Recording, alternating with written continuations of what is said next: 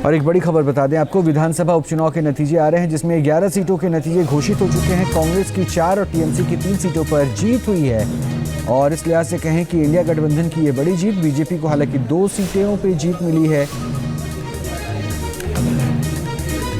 निर्दलीय भी 1 सीट पर जीत हासिल की है।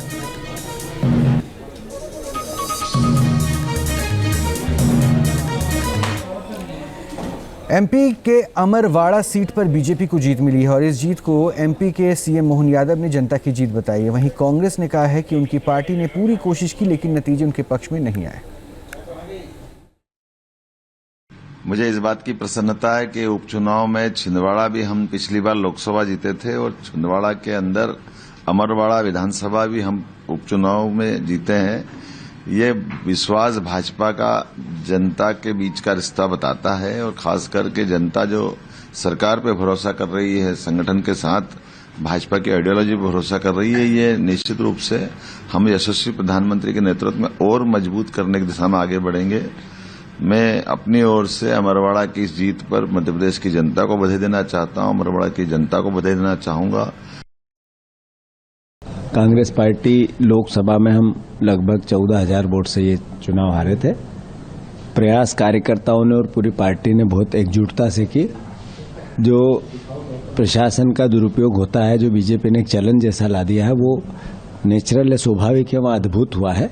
और मैं ये बोलते हुए कि बहुत मेहनत कार्यकर्ताओं के, परिवर्तन था पब्लिक में भी, उसके बावजूद भी अगर चुनाव बीजेपी जीती है, इसका मतलब है चुनाव को लूटा गया है।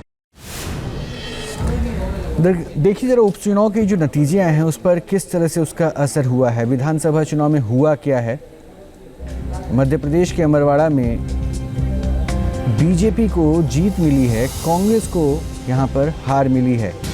रुपौली में बिहार में अन्य को जीत मिली है और जेडीयू को हार मिली है। जालंधर पश्चिम की भी तस्वीर देख लीजिए, आम आदमी पार्टी को यहां जीत मिली, बीजेपी दूसरे नंबर पर यह पार्टी रही है। और हिमाचल में आप जो नतीजे देख रहे हैं, हमीरपुर में वहां पर बीजेपी को जीत मिली उपचुनाव में। देहरा में कांग्रेस को जीत मिली है और बीजेपी को हार। नालागढ़ में तस्वीरें देखिए, कांग्रेस को यहां पे जीत मिली, बीजेपी को हार का मुंह देखना पड़ा है।